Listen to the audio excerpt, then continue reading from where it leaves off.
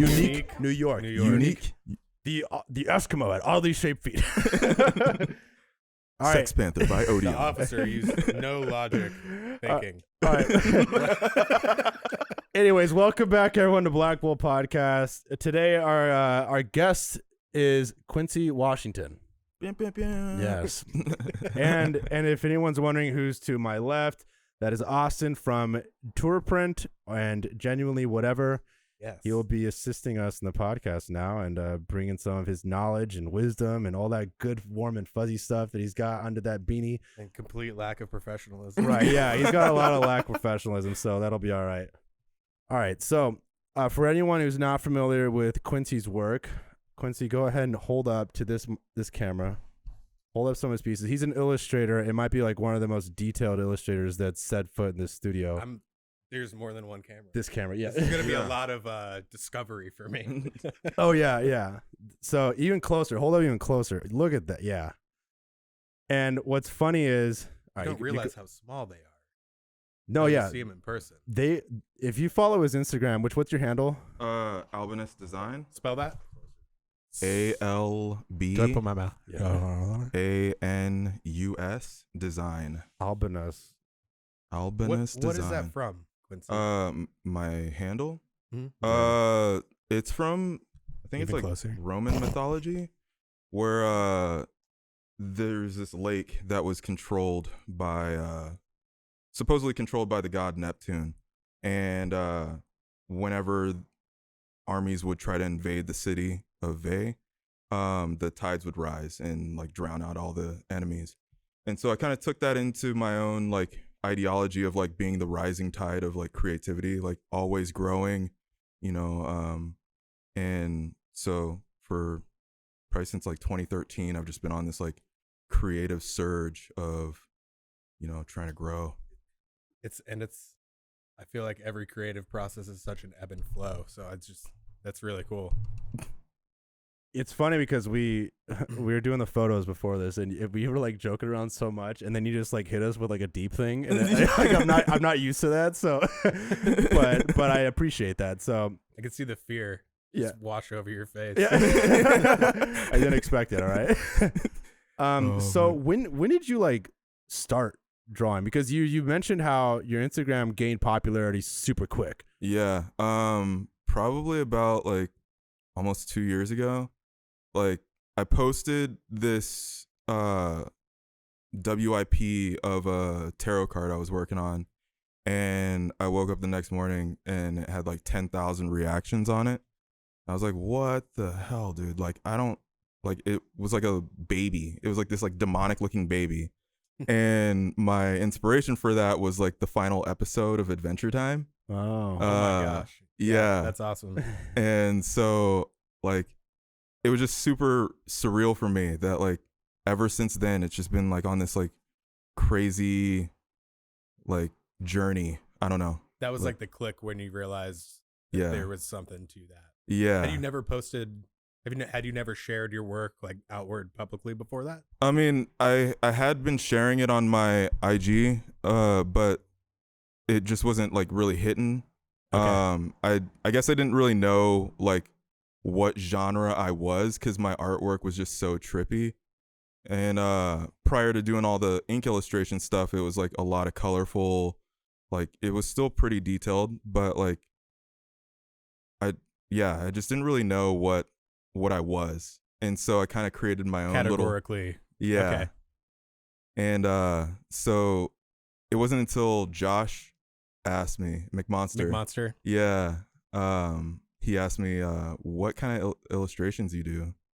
And I said neo psychedelic hyper surrealism. I was just gonna reference Yeah. your description in your Instagram page. Yeah. You say neo psychedelic surrealism. Yeah. We just went and saw the Dali Museum in Tampa, Florida, or St. Pete, Florida, over the holidays, and that was chock full of surrealism.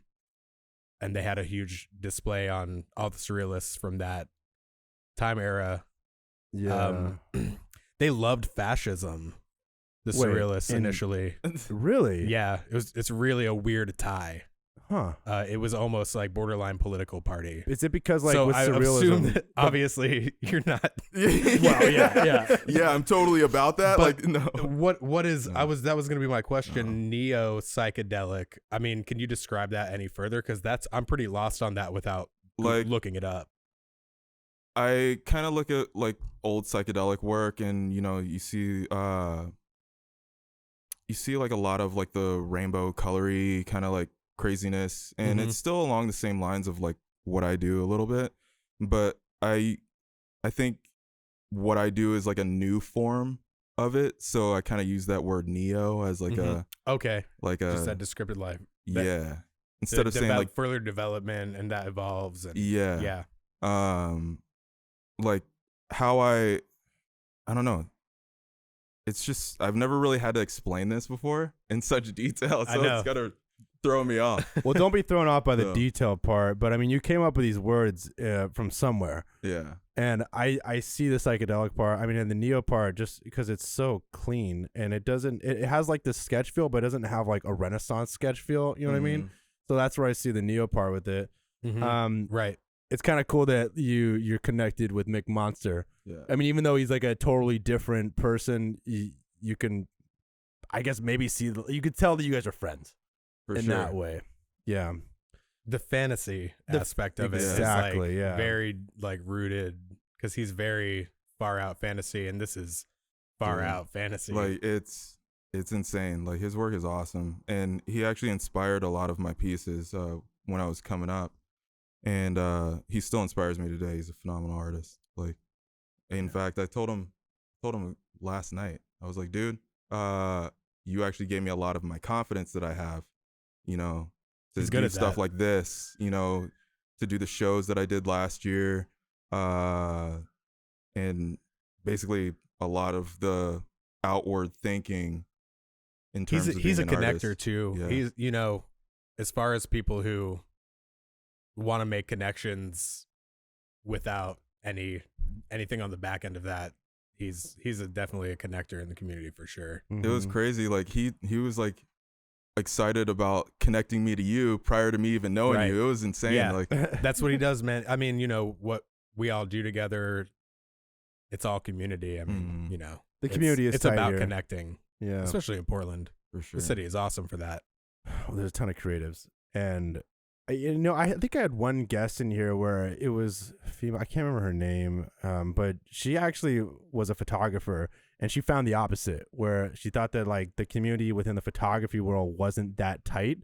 Mhm. And as a photographer, I almost understood it because with photography, you have to borrow so much to like climb. So like Mhm. someone wants to borrow the lights or wants to borrow your studio, and they're kind of like, well, no, this is mine, which is I don't agree with that, but like that is kind of how it goes. But with some street art or illustration, it's just like you and a pen. It's Yeah. no one's borrowing shit. Well, because So it's less tangible, right? yeah. So it's less tangible for you to borrow inspiration and have a positive conversation with another artist. Mhm. Mhm. My first art form and love was photography. Yeah. And I mean, I fell in love with black and white film photography in a dark room. Yeah. And I moved to New York City in 2009 to pursue that. And Mhm. turns out everything happened from there. Mm-hmm. That's sent me on my path. But I found that the competitive nature of the photographers, like landscape, is just, it makes it, people hold things way closer Mhm. in that, I think in that industry Mm-hmm. where it's, because if you're not getting hired, Yeah. then it's someone else is getting hired. Yeah. For you to Like, high objectively competition. collaborate with other artists, there's nothing coming out of anyone's hands there. It's a collective uplift. Yeah. Mhm. Yeah. That's a good way to put it. Yeah. Well, it's good to hear it's not like that for you. Yeah, right. I mean- Yeah, but I mean, that's an observation that I've noticed. I'm not sure how it is with other communities, other art form communities, but those are the two that I'm familiar with, and it's kind of Yeah. funny to see that stark difference. Like I used to be a branding designer. Really? Yeah, like I was obsessed with like making logos and stuff. And like that same notion of like collaborating and like trying to get out there was just so difficult because it's basically like you're competing against the next guy to get the gig, and eventually. Well, and God forbid that you put your own style into a logo. Yeah. And Did that happen, that you put too much of your style into logos and stuff? no, it was more of a, in fact, I think I see my style as an illustrator as more of a defiance to how That clean line. the clean line, vector graphics. Which is, by the way, that's my strong suit. Yeah, like Oh yeah, yeah.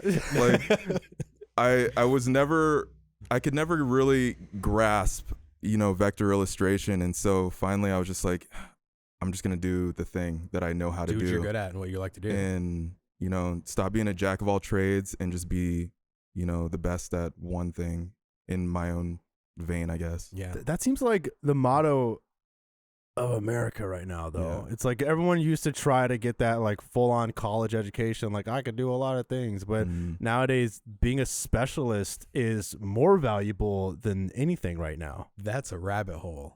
That's what we call a rabbit hole. Yeah. Well, this is You a want to start talking podcast. about education? This is a podcast. We can Yeah. go into rabbit holes. It's a systematic problem. Yeah. It's, the education systems. I quit. I'm a college dropout, man. Yeah. I quit college. I realized all of these motherfuckers are teaching me how to work for someone else just like them, and I'm not feeling that. It's insane. Like, Didn't want it. I mean, I still work as an in-house designer, but like, it's crazy to me when I look back at like all of the stuff that I do now, and I could have gotten here without going to school and being in debt. Yep. But Yeah. then at the same time, I think like I wouldn't have had that same like defiance knowledge of like, finally just basically snapping and being like, I got to do illustration, Well, if there's no cause to frustration, Yeah. then there's no drive to overcome that, right? Yeah. Right. That is deep. It's deep. It's getting It's deep. real. It's getting real on this podcast. It's getting deep, baby.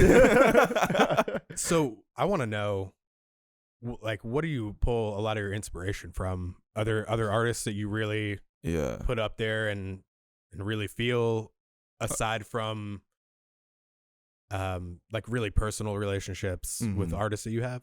Yeah, I vibe a lot from a lot of like the dark art genre that I see on Instagram, and like Beksinski. That name is always like a challenge for me to say. Yeah. And then Bosch, he has some incredible works. Mhm. Yeah. Like I just, it just blows my mind every time I look at either one of their pieces. And there's a lot of I don't even know. I'm just like blanking out There's right a now. lot. There's a lot. There's just a lot. I There's a look lot at of your- inspiration. Like where it all comes from is just like such a obscure question for me. Like it goes back to like describing my genre. Like Right. like when I think about it, it just happens. Right. Like Well, and I ask because I look at this and I am, and this is a weird thing to say, I think, in retrospect, but from a child, H.R. Geiger, yeah. absolutely amazing art. Mhm. I look at your stuff and it has some really like biomechanical aspects to it. Oh, okay. And if you ever looked, I mean, if anybody has ever H.R. Geiger, Giger, are you Yeah. familiar with? Yeah. So, I mean, I look at that and I go, yeah, totally. This Yeah. is like beautifully done.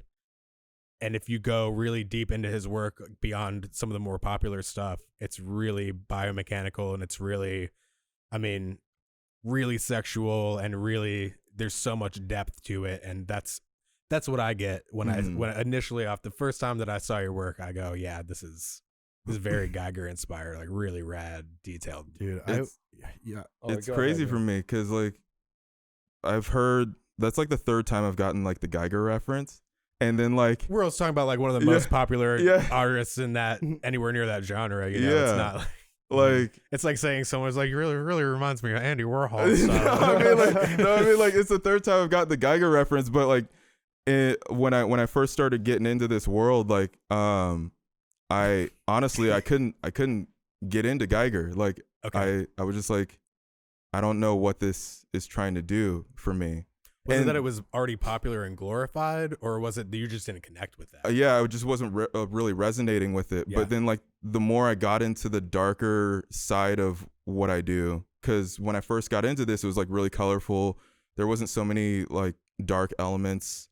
But as I started getting deeper into this world, I really started resonating with his artwork. Yeah. And so yeah, I totally vibe with that. Like, the whole Geiger. I listened to this one podcast one time, and it was more like design oriented, but I disagreed so much with what they said.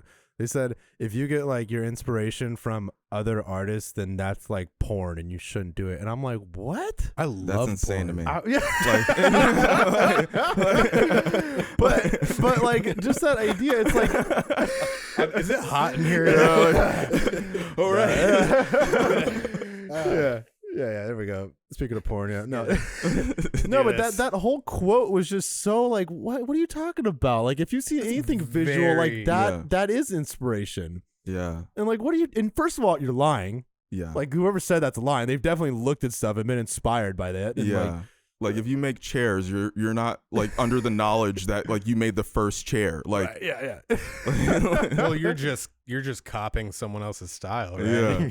Yeah, right. Dude, that chair has 4 legs, a back, and a seat. Yeah. Poser. Oh yeah, you plagiarizer. Like God. Be original. First person to make a 3-legged chair is probably like, all right, never mind, we're going back to 4. I'll steal that guy's style. This is terrible. I'll accept it. I stole the idea. You know what I'm really not a fan of? What? Chairs. Let's hear it. Have you ever been to a restaurant that has chairs that are hanging like on chains? Like what? Like swing chairs? Oh yeah. almost like some, Okay. like, you're in like a weird like dungeon style. Have you ever tried to eat while you're sitting in a chair and like it's just rocking. working away from you? Like you're trying to get to there and you swing back away and you're just trying to. I'm just saying. What, does East Burn have that shit? Like, No, okay, I wasn't gonna say it because I love East Burn. Yeah. Favorite. I don't. Are we allowed to? yeah, whatever. I mean, whatever. I'm just trying to get like. Fuck it, yeah. This podcast is brought to you by East Burn. By the maker of East Burn's chairs. Oh my God. I love that place. It's okay. But I'm not a fan of eating on swings. Yeah. I would like for the tabletop to also be suspended so that we can just like vibe. Well, would that be like a big one, like a 1-unit swing? Yeah. Like Be with like the table. that weird like fair ride where my like God. you just rock back exactly. and forth. You get And you're nausea sick by the end of it. This And is that's a part awesome of the for me. experience.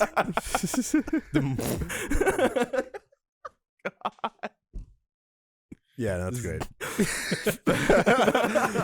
Anyways, I'm stealing. losing control. What, a half a Budweiser, and this is what happens to you. You know that they put wood chips in here?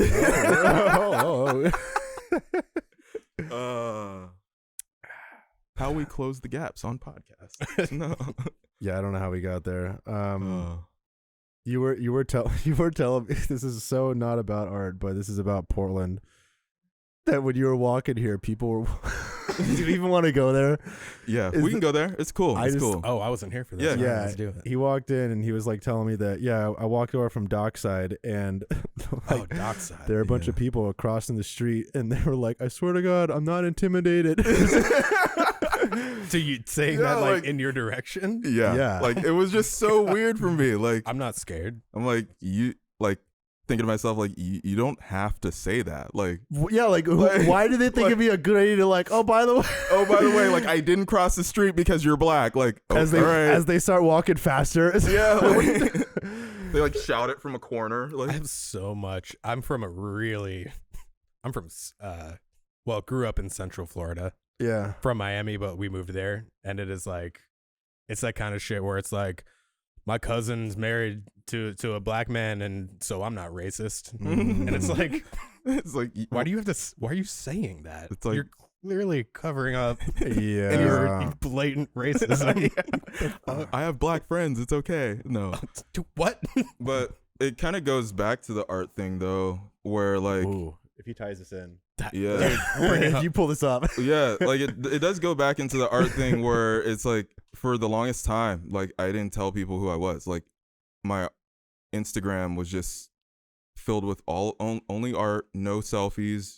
I didn't even have videos until like 2 years ago of me doing artwork because I just didn't know how the community would receive a black guy doing this level of artwork. Like, which is fucked up. Yeah, and and I mean, what was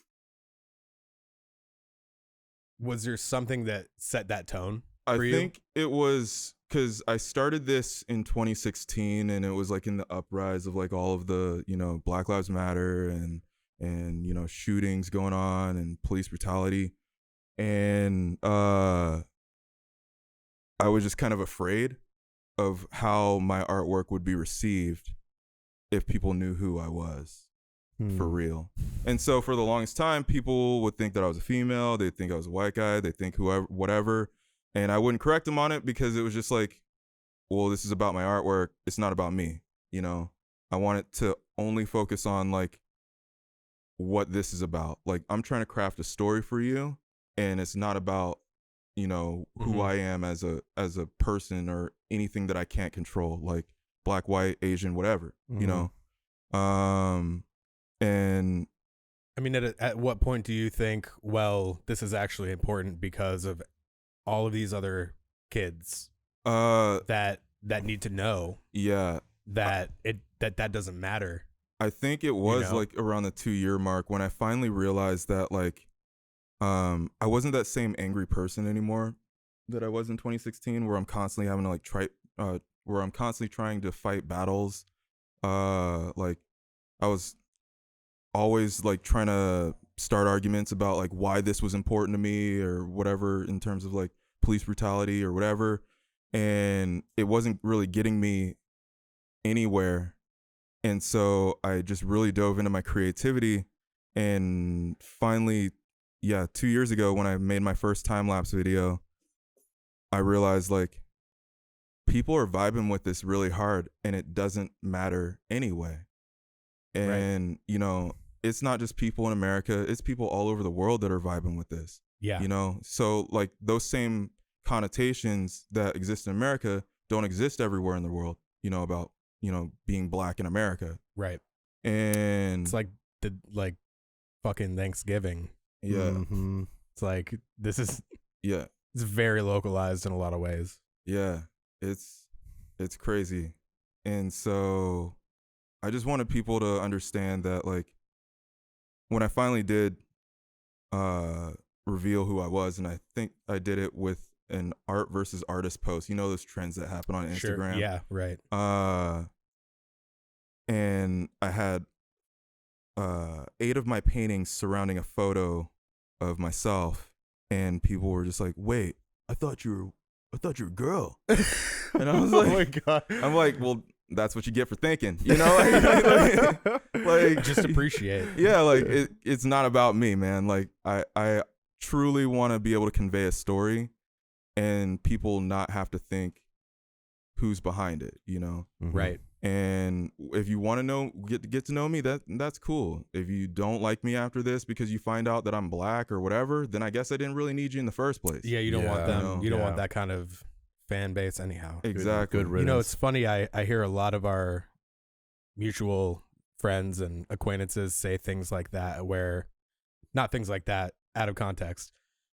Where if they could start over, they would have remained completely anonymous, gender, race, everything, and even go as far as having like their significant other who's the opposite gender or not their same gender, like hold up stickers or do this or like put their hand over a poster just to totally throw it all off, and it never be like a consistent thing, so you never know. RX actually said that. Yeah, he goes, I would have had my wife hold up stickers and do all this stuff, and it would have just thrown everyone for a loop. If I could hit the reset and do it again, I would have been totally anonymous. And sometimes people just have looks though, because when I was shot SK here, I mean he's a white guy, like a pale white guy with a buzz cut. Shout out to SK. And sometimes he's afraid of that Aryan look. Because I guess he gets that sometimes. People like approach him like, and he's like, no. Yeah. Like, what? Like, just, I'm not a hair? skinhead. I just look like this. Yeah. Like, Well, I know.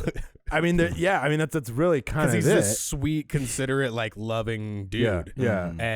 And if you saw him in a dark alley, you would probably not walk down the alley. Well, he's like 6'2". Yeah, he's a decent height. You know, he's kind of a big dude, and just flipping around a butterfly knife like he casually. does that. He I know, actually it's does that. insane. In that scenario, I'm the one that's I'm not intimidated.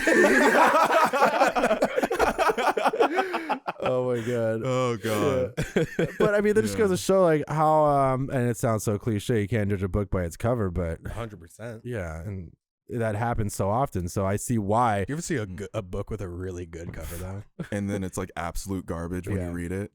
No. No.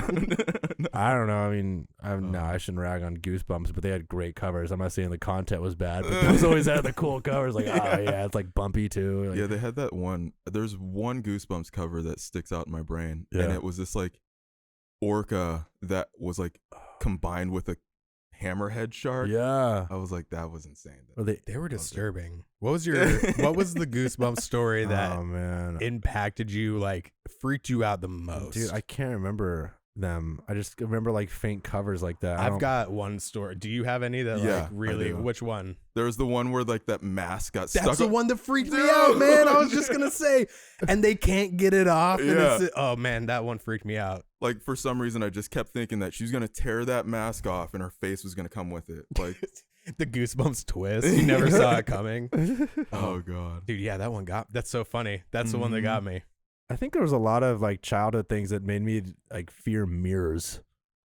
You know, like looking in a mirror, all that, like saying things in the mirror, a bunch of times, and like Bloody Mary not going over well. Candyman. Every time you turn off the lights, you're like, I'm not saying shit in front of that mirror. I'm getting the fuck out of here. I think the Candyman movie freaked me out the most. Yeah, because that was like raw. That movie was raw. I don't think I even saw that until like, because all my childhood they're like, oh man, Candyman is like the scariest movie you'll ever see, and so I didn't watch that until like my teen years, and then I was like, this, like, I get why this would terrify a child. Yeah. Like, yeah, right.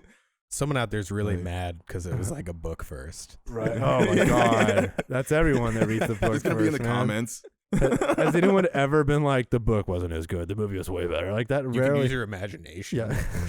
You ever read Jurassic Park? You idiot. Oh, God. I read The Matrix. Yeah. No. So all right, back to the artwork. You told me when we were doing the photos that you do have moments where you actually are like an introvert. Mm-hmm.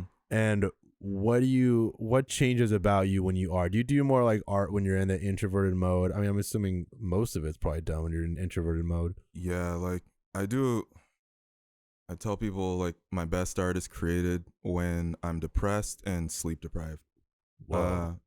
Like if I'm in this like up moment where I'm like, yeah, everything's great, life, like I can really see that like the emotion in my pieces feels a little bit try hard, for lack of a better term. You think it's that like lack of control when you're kind of like out of it? Yeah. That lets you just like not overthink your process. Yeah. Like in fact, a lot of my details are randomized when I get into the ink stage, and it's because I haven't slept a lot. So I'm just like, eyeballs here, skulls here, I don't care. Like I just want to like I used to tell people that I let the pen do the thing until there's no more story left in the piece. Ooh, I like that. And yeah, like I don't like creating artwork when it sounds so bad. Like I like thrive on depression. Like I don't like as much to create. You find that it sets when a I'm weird happy. level of motivation when you're feeling that way. Is that do you think that you're using that to kick yourself out of it again? I think so. Ooh, it's like your form of therapy in a way. Yeah. And so what I do in the up times, like kind of like what you've probably seen in the last few weeks on Instagram, is like I'll do more production work where like I'll work on my store, or I'll like, you know, try to think of cool things to make, like apparel and stuff. because then I actually have that headspace to want to do that. I feel like that. I'm constantly in and out, and it's almost like I'm horrified at times to go and look at like my inbox, and all I want to do is work on artwork. Yeah. And then I hit that point where I go, okay, I've dried up. I've checked some boxes, and then I'm motivated again to like revisit and do more of that like communication. Like we were talking about before we sat down, just like I have those moments personally, like as a creative, and then someone who's also running a business and has to do all of those types of logistics. And I don't know, you might feel the same way, but I kick in and out of mode so hard, and it might be like a month before I'm like, I find that inspiration again to like go back to this project. Yeah. Dude, yeah. I mean, like I have a painting. I feel like a lot of people don't know that I paint and shit. Yeah, I have this painting that I've been like working on for like a year and a half, and it's like that size. Like it's a good size painting, but I mean, I have to be in that mode, and I'm almost similar to you. Like I kind of have to be like calm, and I can't have that energy, because if I have all that energy, I'm gonna like go out and like skate or something. Like I'm gonna do something like that. But you have to be in that mode, otherwise, like I just don't do it. Yeah. So it seems like you're in that mode way more. Obviously, you're in that mode way more. Yeah, like, but I get what you're saying with that. Like it makes total sense to me. Like, and sometimes it sounds Albanus, like the ebb and flow. Yeah, it's the tide.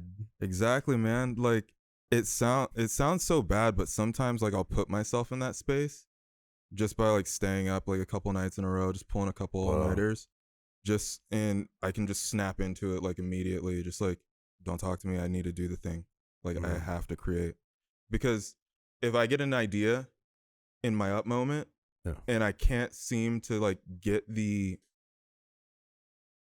actual sketch down, I'll force myself into that mode of just like, now I have to be here in order to get it out. So the sleep thing is like your technique.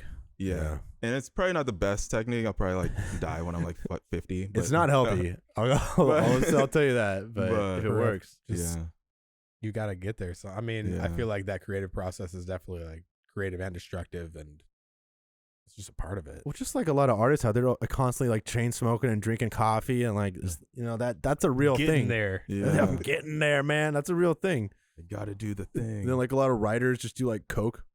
For sure. I mean, that's destructive, but that's what they do. I got my best test scores on Adderall in school. Like, just horrible. I hate math. Yeah. I was great at math when I tried Adderall. Dude, I remember like when I did Adderall in college, like the first time I did it, I was so just like talking to people, like want to talk to, and it's like noon, and they're like, Jesus. And I'm like, and then when I wore off, I'm like, all right, that was weird. I probably need to apologize to a lot of people, because I was just being completely obnoxious. I used to procrastinate a lot in college. Oops. Like almost everybody. Just kick the camera. That's okay. And I had a painting that was due like the very next day, and I took some Adderall and stayed up for like 22 hours. Just like, it was like the most detailed painting that I've ever accomplished, and I think I got like a B on it. I was like, I'm never doing this ever again. No. Wait. But it's the reinforcing that unhealthy habit. Yeah. Get a good grade. You said it was the most detailed one that you've ever done? Yeah. It was like an acrylic painting. Oh, yeah. And it was like a pattern painting. So it was like way before I started any of this stuff. And it was just super insane. And I didn't get the grade that I thought it was worth. Yeah. Right. And so I was like, I don't think I want to do this. But that's like an issue that I think all artists and designers face, is that you know how much time you invested into it, and you think that the audience that's going to see it will understand that, but they never do. Yeah. They just they only see the finished product, and that's where they base all their judgment. And that's why like I'm really heavy on my process when it comes to like what I post on Instagram and stuff. Like I'm kind of the exact opposite of like what most artists do, where they just show their final stuff. And I think it's because like I want people to see what type of energy is going into this. Like it's not like I just think it's something that just like miracles onto a paper. Like, do you find yourself making notes when you're in your like upswings about things that you want to revisit? Like, do you make those notes? Like, I have a huge list of things where, like, creative projects that I may or may never get to. The domains. Yeah, It's a problem. We'll go into that. I keep psyching myself up to revisit my tarot deck that I've been working on. I made the Major Arcana deck, but since my style's evolved over the years, like, I look back on it and there's certain cards where I'm like, I really want to do this over again. And every time I like announce to the world, like, yeah, I'm gonna do the new tarot deck, like, everybody gets all excited, and then I get that weird sense of like I already did it, and then I never do it. So, I need to go back to the old mindset back before everything blew up, and where I would never tell anybody what I was doing next, because then it would force me to do it. The more you talk about it, Yeah. it's like this golden rule where I won't talk about a thing until it's ready to like actually start rolling. Yeah. Because then I feel like I'm just bullshitting. Yeah, that's real. Like, even though I launched the Rising Sun collection on the Star Garden, like, I'm doing my damnedest, if that's a word. Damnedest. Yeah, that's to make sure that I actually make it happen, because it's been something that I've been wanting to achieve for like about a year now, and I finally did it, or at least one of the pieces, and I'm just trying not to have the aether swallow that energy from me. So, yeah, like, that's real. Yeah, it's totally real, man. Like, if you tell the universe what you want to do, it'll take it from you and give you that sense of you already done it. Like, that's why I had to make sure that, like, when I was doing my Zodiac series, people would be like, oh, I want you to do this one next, and I would purposely do something else, like a different Zodiac sign, because if I said, okay, I'm gonna do it, then it wouldn't get done. It's funny. Just to reinforce that, we work with an artist, Chelsea Lee. Actually, we wanted to see if she would come on sometime, but she does these beautiful stippling, stippled pieces with watercolor overlays, and she said the really similar thing where it had been a year project, but it wasn't like a piece a month. It was this thing where she started it, she did a bunch in a couple of months, and then it's the kind of like that looming project, where she finally got through, her series is complete, and she was just kind of said like, whoa, that took me way longer than I wanted it to. And I think between you show the world some stuff, and then, like you said, like this false accomplishment, not directly relating to her project, but in general, just kind of like, oh, well, you got a taste, so you already know, and it's not going to be exciting if I keep talking about this, so just tuck it away. There's something really cool about like releasing that finished thing. Well, I think what tarnishes it is you fear that you've hyped it up so much that there's expectations on it. Yeah. Like, then that you get a little afraid to be like, oh man, they're going to think it's something different than what I said, and I don't want to, and you abandon it. Exactly. Right. That's entirely the issue. Like, I launched the bomber jacket last night, the Akuma bomber jacket. That. Thank you. Yeah. And I didn't tell anybody that I was releasing it. I just did it because you have to go, here it is. Yeah. And actually, it wasn't even last night. It was like 3 a.m. this morning. I finally like finalized all the details of my vendor, and I was like, all right, cool. Well, I'm going live. And they're like, do the thing. And I already sold one of them to a girl in Medford. So I'm like, this is dope. That's awesome. Wait, tell me about the bomber jacket. Yeah. So last year I got a commission by one of my best friends from the military. And this was all, so funny story. Prior to getting this commission, I told everyone that I would never do a Baphomet because there's so many artists. A Baphomet piece, which is like a for those who don't know. Yeah. Satanic, whatever. I think they're cool, but whatever. And I told everybody that I wouldn't do one just because there's so many phenomenal artists out there that have achieved that, and I wasn't sure how I was gonna approach it, and I didn't want to screw it up. Like, I didn't want to be like, all right, well, here's mine. And everybody's like, well, that's not the thing. And then I look like an idiot. So, so the that's not the Baphomet that we all know and love. Yeah. And so I dropped it, or I got a commission from my buddy. He's like, I want you to do the most hardcore Baphomet, darkest piece that you've ever done, whatever. I'm like, all right, well, you're asking me to unlock some doors that I like have been afraid to open. And he's like, well, I'll pay you good money to do it. And then at the time I was like, well, I'm pretty damn broke. So nevertheless, I ended up doing it. It became one of my most popular pieces. Wow. And I just launched some holographic stickers of it. I'd been doing like a custom embellishment on it that I call the Hinamaru Oni. It means demon of the rising sun. Well, loose translation. It probably doesn't mean that. Like, I don't know. Is this like when you get like a Asian tattoo for like luck? And I just took the two words, like, and then I put them together, and it loosely translates to like demon of the rising sun. And so then I kind of sat on that for a while after selling some prints, and then I showed it to you, and it's on Genuinely Whatever now, to get like large scale poster or prints and posters and stuff. And then it was like about a year ago, I was talking to another artist that I follow on Instagram, Dark Transmissions. And awesome page. Yeah, he's got a lot of phenomenal artwork.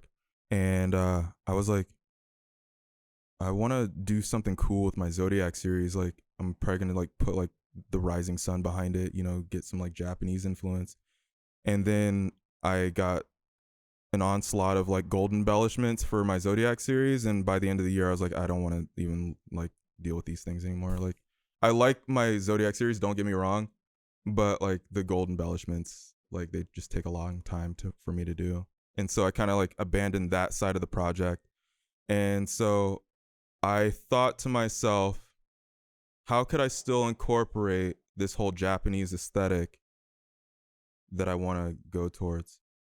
And I ended up launching the Rising Sun collection, which features that Hinamaru Oni Baphomet on the back of a bomber jacket with the Akuma kanji on the front. Cool.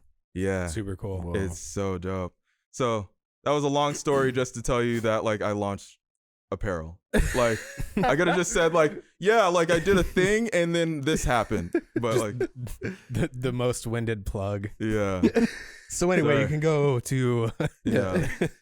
I mean, it's one of those types of collections though. Like, I thought about like making posts about it and hyping it up and all these other things, but I wanted to keep it that like exclusive feel of like, if you go to my store and you see it and you want to buy it, then that's cool.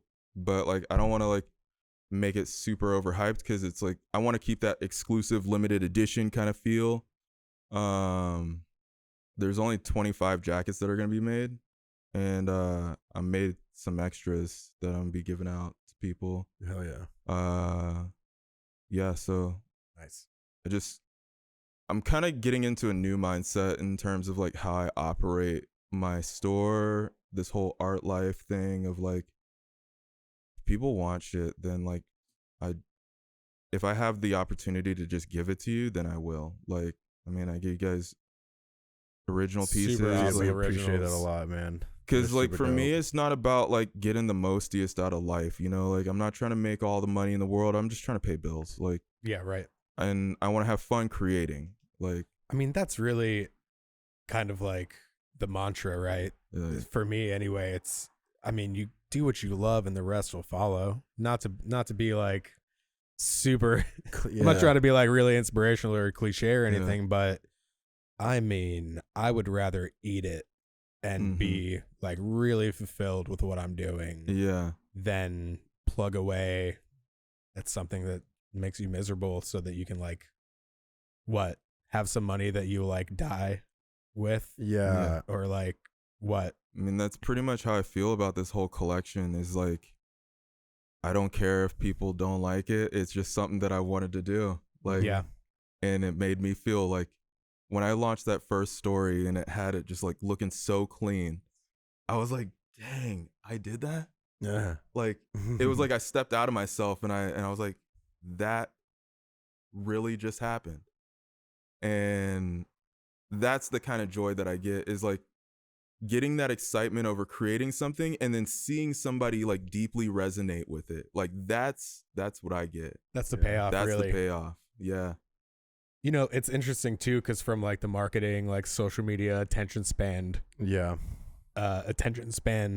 point of view, you can hype and hype and hype. People are going to forget about it like 2 days later. So you might as well just share it when it's relevant. That's so real. I don't even know if it's attention span. I mean, in the moment, yeah, like they're like, oh shit, that's really cool. But is it because like people are trying to hype up other things so often that it gets pulled away from good things actually happening? And if you're a plug machine, then you're just an ad page for yourself. Yeah. That's not engaging. Yeah. No one wants to be marketed to. That's like, where I'm in between a rock and a hard place when it comes to like doing marketing on my like actual Instagram. Like, because ultimately, like telling everybody on every single one of my posts, you know, you can go to my shop and buy stuff. Like it's not genuine. Yeah. And so I kind of like, I try to make, you know, whenever I'm feeling it, I try to make some of my posts more like a open diary, I guess, like for lack of a better whatever. Like I'm just telling you what I feel, you know, like last night's post. I kind of frame a lot of what I feel in like a lore, in a sense, like lore story. 'Cause I imagine in my whole creative journey as like its own universe. I call it the Star Garden. And there's like infinite worlds within this, you know, realm. And I just channel one and create a story out of it. And so last night's post was a throwback to a piece that I created for Pilot Pens during their Inktober thing. Yeah, it was that was a mind that everything that's happened since, you know, 2018 has been super surreal for me. And so I said in it, if I have it, no, I don't have it, but basically it's me asking the question through this character I named Asterail, the first to fall. I've created so much chills. You know, I created so much. I've, you know, risen old gods from the ashes of time, you know, because I've created the Hades piece. I've created Baphomet. I'm working on a Freya piece now, Odin. And I can't help but ask myself why, you know. Whoa. And like, why do I do this? Why do I create? And one of my followers, she's been like super supportive. Sky Lover Poetry, go check her out. She makes some phenomenal stuff. She was like, I think a lot of artists, because she can see through that veil, you know, and she's like, I think a lot of artists and writers, you know, ask that same question. And so I replied back to her and I said, you know, I never get an answer, but sometimes you don't need a reason for things. Things just are. You know, I create just because I can, and it's what I know how to do, and I plan on doing that until the day I die, you know. So maybe there's no, you know, metaphysical reason or some sort of like, you know, celestial calling. It's just do the thing. Just do the thing that you know how to do and keep telling your story until you can't tell it. God, he's such an artist. Like, holy shit. Dude, I have a lot of... That's amazing. I'm just like... I love it. Just lost in your eyes. I know, right? Like, everything you just said was, like, so spiritual. It really... Like, damn, dude. I mean, that resonates with me heavy, man. Oh, for real, man. Heavy. But, like, I've never heard it in words like that. So that's why I'm like, yes. Dude. You know, you just hear it in a way, you just like, oh, man, that's exactly what I was... Just not as elegant with my words. Dude, yeah, I'm with you, man. I'm just like, I don't know, man. It's like you're here and then you die, man. So... rather. You know what I'm saying? So, Oh man. but this podcast has been brought to you by. Austin was joking about bringing a fart machine I said I've got you. just to interrupt all the good moments. Just want to take this moment to take a short break from our sponsors. Oh, we don't. We're not. We yeah. don't. Oh, Yeah, we're not. Okay, never No, mind. we used to be. Isn't that like It's better that way though. Yeah. But that's the thing, Oh, right? Like God. this is a thing. It's like a passion project. It's like yeah. like because we want to connect with people and like hear rad stuff and like Yeah. connect over those like. I feel like it's Yeah. universally felt over any kind of like creative, passionate person where you go. It's like we strive for that, just to know for me that your answer through different language is the same way that I feel about things. It's like, I don't know. I feel like I strive for that connection. Like as a human being to know that I'm not alone in not knowing For sure. and being cool with that and like accepting and embracing that. It's like, I know one thing is that I don't know. Yeah. Like, I don't have the time to like try to figure out all the answers, but like while I'm here, I'm just going to keep doing the thing, you know? Like, and that's what I get excited over. Like, I don't have time to like figure out like what's up with, you know, what's going to happen after I die. Cause I already kind of figured it out. Like, we're just here. We're just doing a thing, man. Like creating, vibing. We're here right now doing this podcast. Like, that's what's important. You know?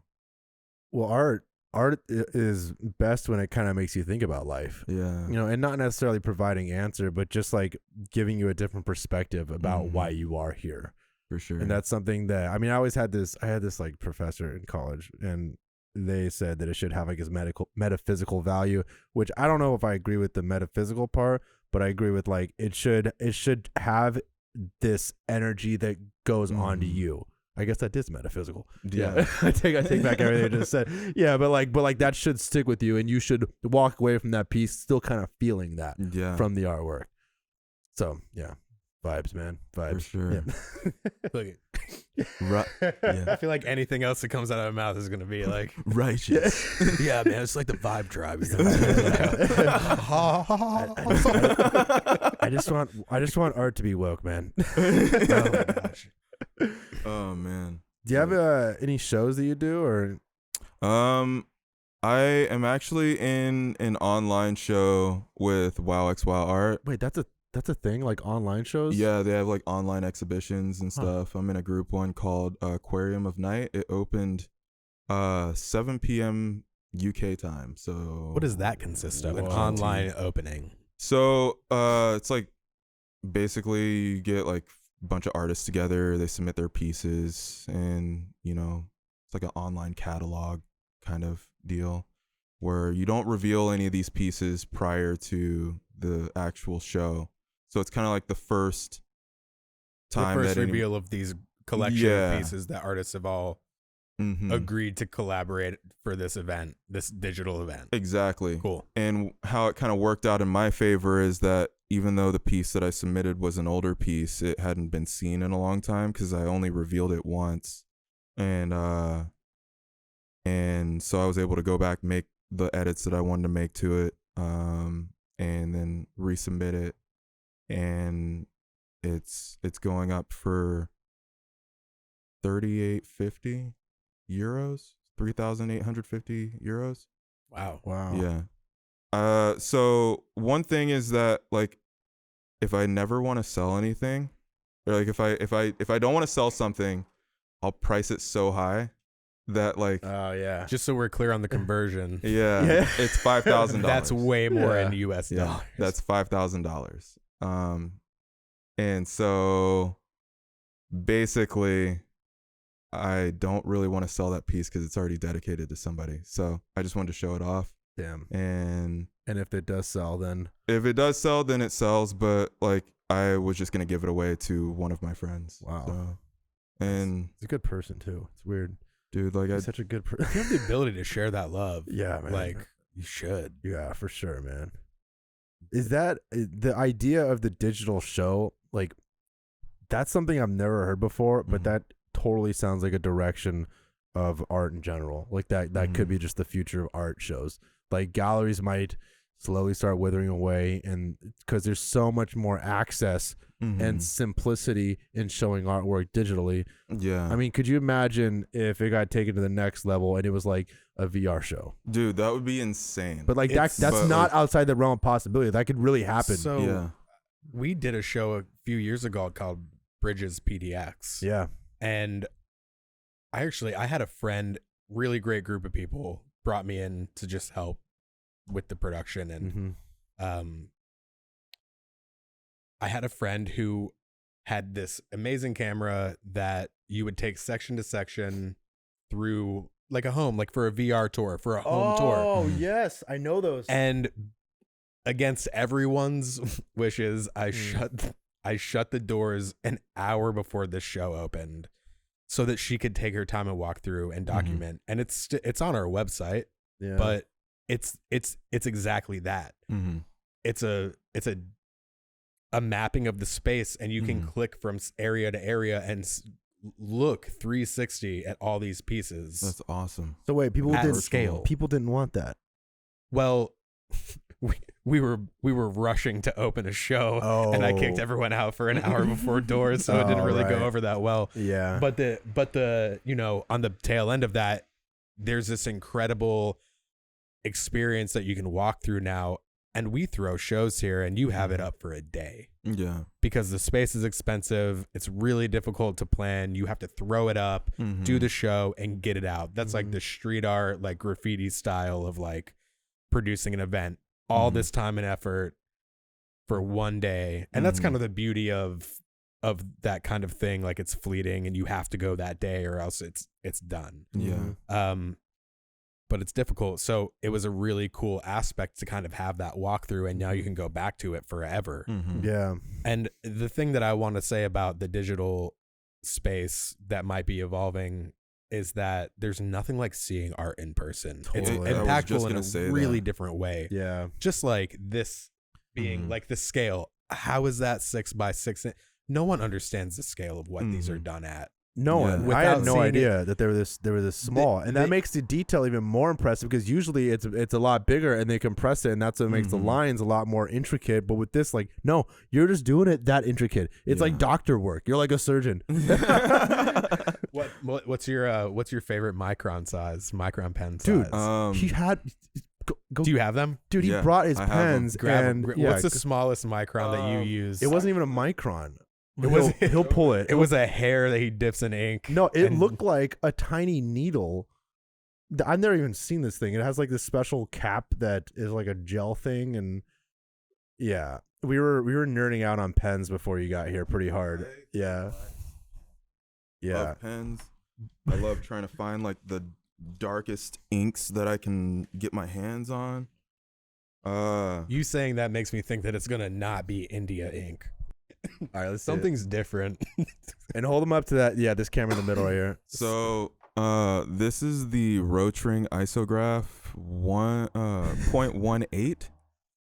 You literally cannot even see. Wait, hold on. Put like a paper behind it. Yeah. Just right like that. Yeah, like you can't even see that. Yeah. Oh, that's perfect.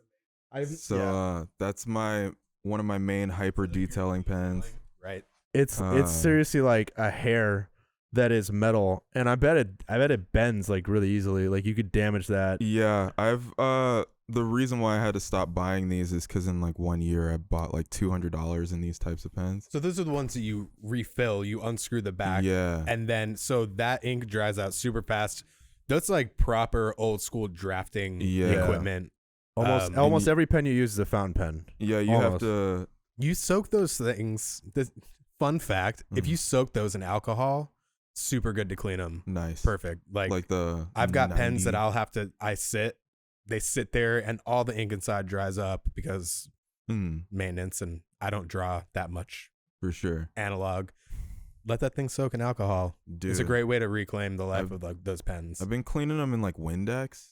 Really, Windex? Yeah. Do you use like a Q-tip or do you soak it? I have a ultrasonic jewelry cleaner. It's like a basic like a bath that you put the pen in. Oh yeah, ultrasonic baths. Yeah. That's stuff.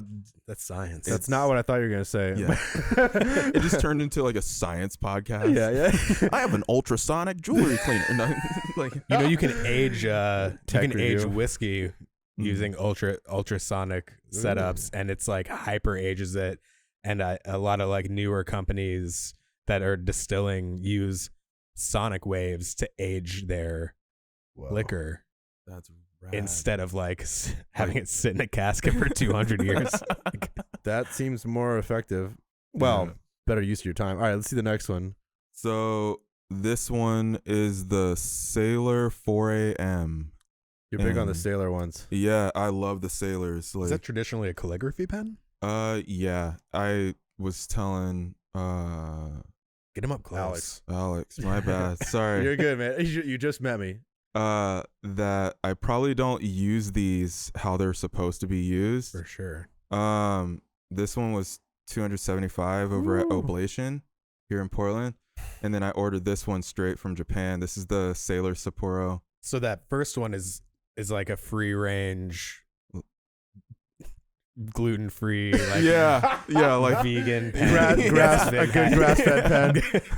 locally made, The Kobe beef. recycled. They materials. massage the metal before they.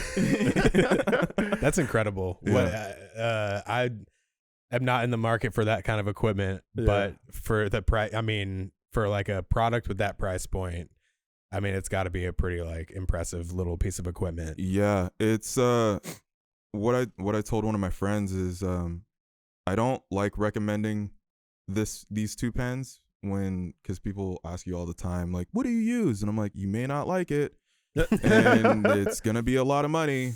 And so what I told Alex is that this is my flex pen. Like, I literally bought this because that's like your equivalent of like buying jewelry, buying like a big chain, like like totally. Or like, and then another reason too is that like I have a problem with like keeping a constant rhythm, and so I figured that if I bought something this expensive, then I have to use it every day, right? And so yeah, it's like a double-edged sword. Like, what's funny about you see people the asking advice on equipment comment that you made All the time. Yeah. I mean, McMonster constantly, what kind of inks are you using? I mean, this advice from these people, and you're going to tell them what you have and what you use, because it's no secret. It's watered down ink. It's a calligraphy pen. But people are asking with this idea that they're going to get that pen for $300, and then they're gonna be able to bust out these pieces. Yeah, that's so true. And it's like, you think that if you buy like a fat water paint brush and then like water down, like, it doesn't mean that you have a concept of light. And like how light reflects and like how to make shapes, like, or how to do these intricate, like, you have to know how to draw wood grain before you draw wood grain. The pen's not going to do it for you. I think they're just desperate for like anything to get that upper hand. I mean, if I had someone ask me what lights I use, and they'd be so disappointed. Like, a lot of the photography that I do for this podcast is with, no, like for the I'll use like a speed light and like a 10-year-old 5D Mark II. It's like the technology because it's your craft. It's not what you have to use. Yeah, it's I just know how to use that gear pretty damn good. I mean, so if the budget is there, I'll get the pro photos, I'll get the nice ass like strobes, but like most of the time you don't need that, man. No. Yeah. Do you know, for so long I was using like lamps. Like lamps with light bulbs that were stronger than they were intended for the lamp, and then I would put like a thin cloth in front of it to diffuse the light. Getting perfectly beautiful photographs. Like, just because you have a really expensive speed light or like an expensive pen, like, you have to hone your craft. Like, you have to do your thing. Well, you should put in your 10,000 hours and eat shit and like learn. Almost like my reward when I got the Sailor of like, I've stuck with it this long, so like, right, just do the thing. You don't buy the Fender to learn on. You buy like the $150 Esquire. Yeah, exactly. You buy the Esquire. But you get good at it enough that you even no matter what you're using, you're good at that. You could be good at any of them. Yeah. I think that's important. Because I know what people are really asking is like, how do I do the thing that you do? Exactly. And I just tell people all the time, like, just like my teacher taught me in design school, you got to draw every day. Like, you don't just wake up and have a $200 pen and you can do the detailing. Like, and that's why the process, I think that the process reveal is so important. Because people have this misconception over, like, the social media thing is crazy. Yeah. The misconception of the highlight reel is real. And I've had those same experiences where people go like, oh, it must be nice. And I'm like, what must be nice? 18-hour days? Yeah. Like, I had to call you guys and tell you that I was going to be late because we're all grinding all around everything else, and you take the pretty pictures and it never sleeps. Yeah. And so I think that's a huge, we lost Alex. He's going to go. So Alex is going to be gone for this. Can we talk about your military experience? Is that something you don't really want to know? And I was just like super brief. Yeah. Yeah. I mean, I got in and then I got out. Yeah. I had a medical discharge that turned into honorable because, you know, I paid the military back. So, yeah, They ended up overpaying me after I got a medical discharge, and then I just basically paid them back, and then they turned my medical discharge into an honorable one. Nice. And, but yeah, it was just something that I could completely couldn't control. Like, in certain environments, like, my nosebleeds would just hospitalize me. Right. And so like they're like, we got to send you home. Right. Yeah. Like, all right, man. I mean, whatever. So that was like a short-lived chapter. For sure. So just in case anybody wanted to know. Yeah. I'm always curious about that. You know, our experiences shape us so much. It's like, I mean, I have like this deep dive I could go down if anyone ever asked me of like what experiences I had that I think shaped certain things. And that's all I find a lot of times like that military experience for some people who go in when they're young really is like this profound, whether they loved it or hated it. My mom, she was 22 years in the military. And so like, I kind of wanted to follow that like ideology of like, I'm gonna get in there and do my thing too, but like it just didn't play out that way. Yeah. And I noticed that I also have authority problems. Like, I don't like when people tell me what to do. Oh my god. And so dude, yeah, that's real. So like that played into it too. Like, I just kicking everything underneath this table. Sorry, go ahead. Yeah, like I can't get behind the ideology of people telling me what to do. And it goes back to that defiance of graphic design, you know, only clean lines, you know, like think of shape, not line. And I was like, I can't do that. I don't want to do that anymore. And that's when I got into the fine art illustration. Is it possible to not have that clean line style in graphic design for you? I mean, or is it just like so not even close to a fine art thing that's why you don't do it at all? Like, it's just, I feel like it's so catering. You have to cater. So like, if someone wants your style, it's like asking you, seeing this work as you do it, and then asking you for a logo, and then getting the logo in this style and going, could you just make it more of a bold illustration? It's like asking someone who doesn't do something, tattoo world all the time, right? I want this watercolor piece. Well, you see that I do traditional American clean line stuff. I'm not going to drop my black line. That's not what I do. Right. You have to find an artist that does what you like if you want something specific. Yeah. So I think like, because we're from, you know, I come from that kind of like branding, like illustration world. And like, not only is dealing with clients really difficult sometimes, but like, I think if someone is going to commission you for your work, they'd be expecting your work. Yeah. Someone's commissioning you for a logo. They have this idea, or they don't. And maybe they want a logo like that with your style. But don't you find that like, yeah, well, that's a lot of people. That mix a lot. That's a lot of art. That's a lot of people that don't know how to work and communicate with artists, and that they know that they like your work, but they think you're versatile enough to, like, I don't know, go do a Bob Ross. Technical technical difficulties. For anyone who's tuning back in, sorry, we had a little technical difficulty. The car got full. So, welcome to the podcast. I'm Quincy Washington, and Today we have. Hi, I'm Alex. Nice to meet you guys. It's the first time having you on this podcast. What do you think? First of all, this space sucks. And gear is shit. Anyways, yeah, sorry, the car got full, so we are starting up again. We have no idea where we left off, I but think we were talking about like logo design and I don't know. I don't even remember. I remember. how people like lack communication skills when it comes to artists because they don't have that creative mind and they don't know how to at least like speak artists. I'd say that artist is a language. Like you know how to use the right words to convey the thoughts or like whatever vision you have, and that's really important. And I don't even know how to tell people where to get started on that, except for just starting to do art themselves. Yeah. Like, right? Like, Right. yeah. Right. Like, it's super weird. Like when I get commission requests, I have to get these people to like my fine art clients have been the best ever. They know exactly what they want forever. Like, Right. guys, like I want Hades and Cerberus. I just do that in your style. I want that. And that's the only way that I can like ever accept a commission request now is like, if you don't know what you're doing or you can't at least give me like basic terminology of like that I can go onto like Google and look up like whatever you're talking about, I can't take it because I don't want to spend. It takes me about 3 weeks to a month to create a piece. And Wait, like these? yeah, Whoa. yeah, like it's intense. That's And wild.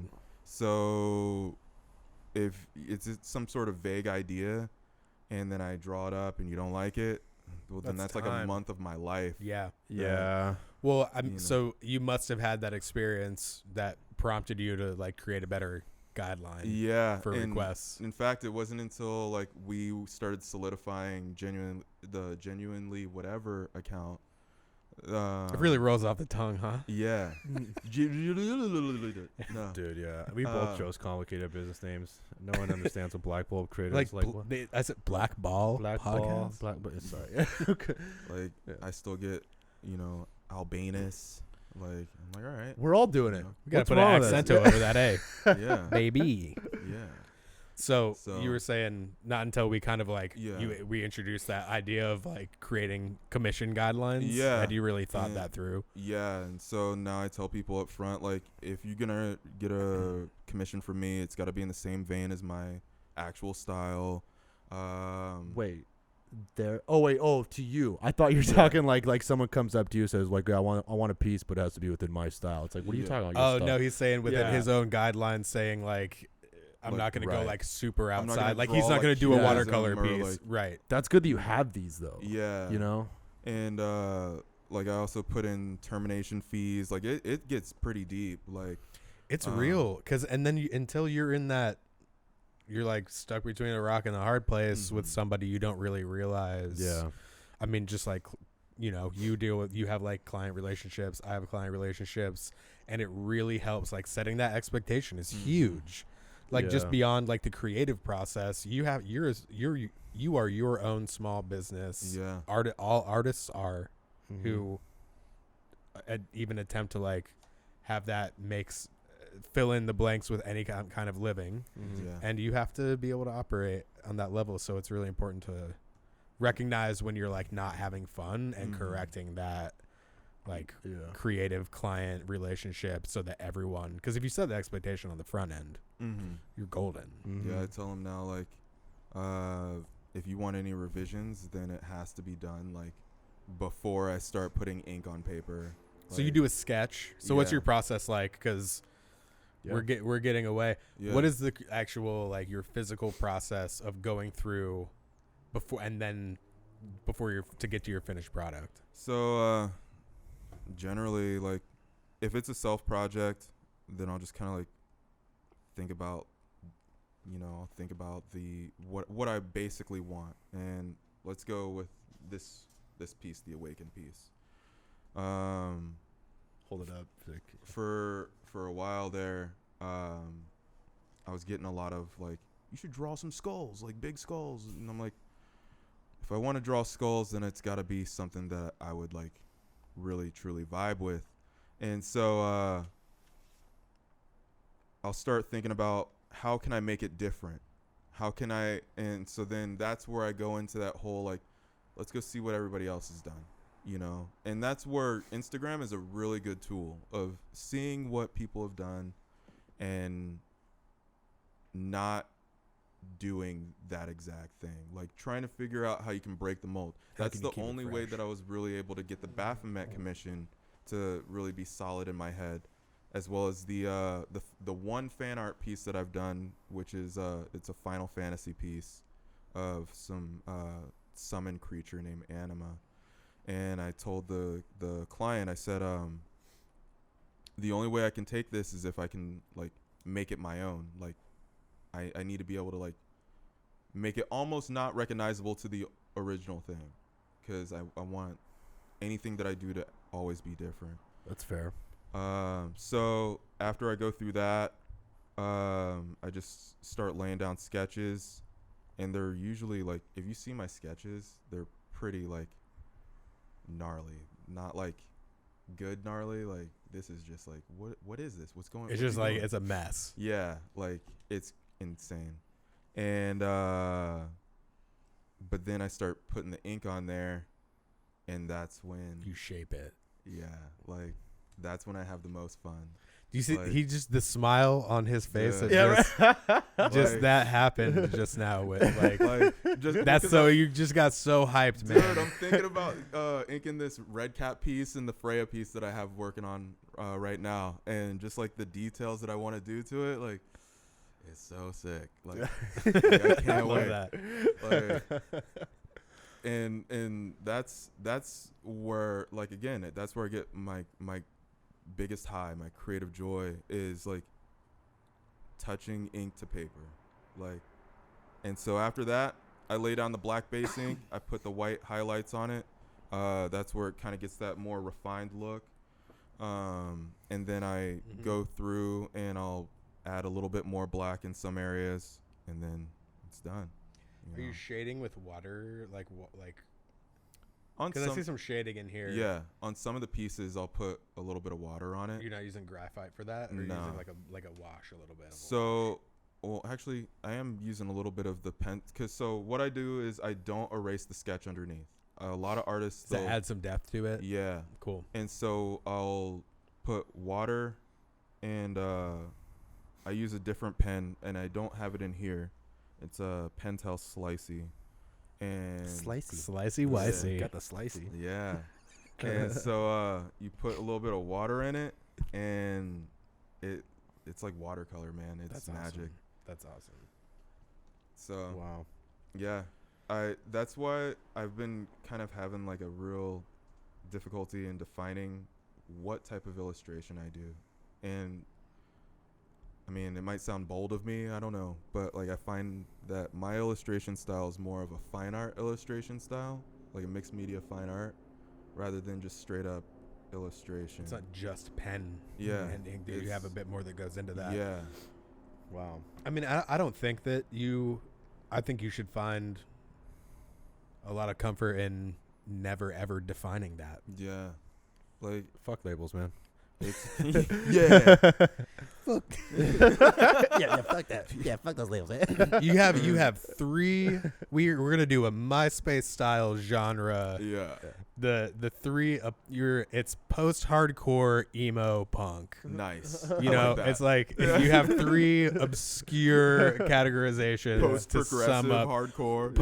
Post progressive hardcore Nintendo soft core, pop. yeah. Yeah. So Oh my god. shout out to MySpace. Yeah, This is gonna be. I'm sorry, but Yeah. there's gonna be a lot of shout outs. There's Shout out to Tom. Shout out. There Oh my is Tom. God. Does anyone know what happened to I Tom? think dude. he like sold MySpace and then To like Justin Timberlake? No, he sold at the right time and got out, and Yeah. I think he like consulted for Facebook for a while and a couple Right. other ones, and then he's just living on an island, man. yeah. I he's hope fine. so. Yeah. Shout out to Tom. Yeah. All right. Shout out to algorithms. All right, we've been chatting for like almost an how's hour and our a half. time? I think we got. I gotta get out of here soon, but I always like to end it with at least like advice to other artists who are trying to get into illustration or really anything. Maybe just like the mindset of the artist, like any advice for them. What's it take? Dude, stay humble, draw every damn day. Like, it doesn't matter how big Albanus design gets. I'm just a dude creating, you know, like I'm not going to ever get bigger than what I am. And that's what a lot of people need to remember is like, it's not about the followers. It's not about how many likes you get on a post.